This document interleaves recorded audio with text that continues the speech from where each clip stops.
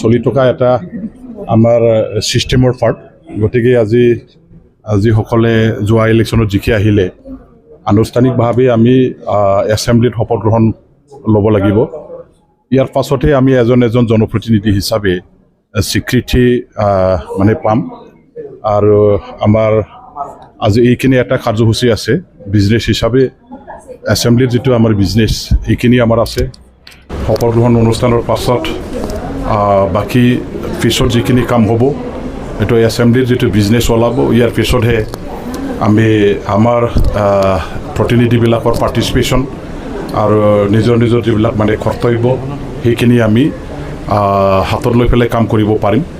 এতিয়া আজি শপত গ্ৰহণ অনুষ্ঠানটো হওক, ভালেই ভাল হওক, চবেই শপত গ্ৰহণ লৈ ল'ব।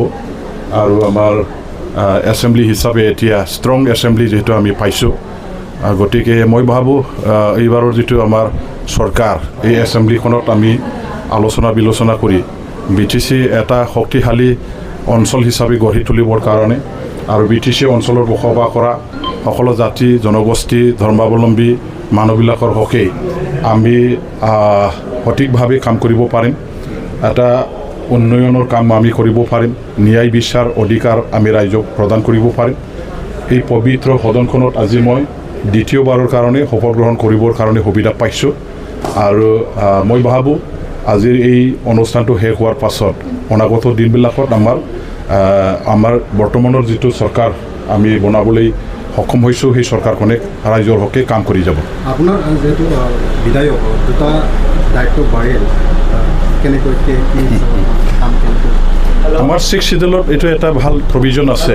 আমি যিসকল বিধায়ক আছে বিধায়কসকলেও 6th শিডিউলৰ এজন মানে আমাৰ কাউন্সিলৰ পাৰিষদ হিচাপে কাম কৰিব পাৰোঁ।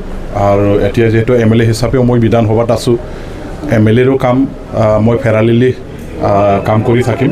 আৰু ইয়াতো BTCৰ MCLA হিচাপে যিখিনি মোৰ দায়িত্ব কৰ্তব্য থাকিব সমানে ফেৰালিলি মই মোৰ কামখিনি কৰি যাম। আৰু দুটা দায়িত্ব ইমান মোৰ কাৰণে ডাঙৰ নহয়। এইটো এনেও আমি সদায় ৰাইজৰ মাজত কাম কৰি থাকোঁ, আমাৰ অঞ্চলত কাম কৰি থাকোঁ।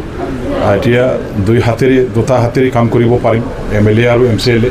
গতিকে ৰাইজৰ কাৰণে খুব বেছি ভালকৈ আকৌ কাম কৰিব পাৰিম বুলি মই আশা ৰাখিছোঁ।